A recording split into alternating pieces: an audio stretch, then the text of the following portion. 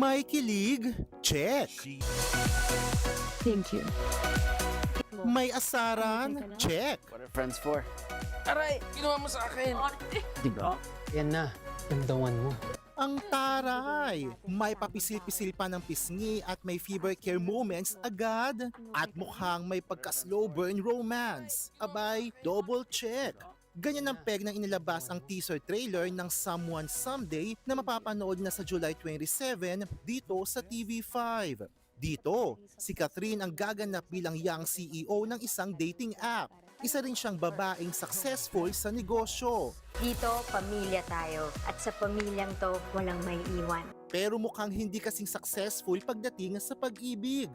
At dito nga papasok ang karakter ni James Reid na si Jordan. Pero teka, hindi lang ito love story. Dahil sa pagpasok ng misteryosong karakter ni Maha Salvador, tila may revenge plot na posibleng gumulo sa buhay ng karakter ni Catherine. Tulungan kita sa kahit anong paraan. Gagawin ko para sa iyo. Kaya ang tanong, love ba ang mahahanap niya? Ang pagmamahal ay ibibigay lang natin sa tamang tao. O baka naman, gulo? Iba ho ang barumbado sa marunong ipagtanggol ang sarili.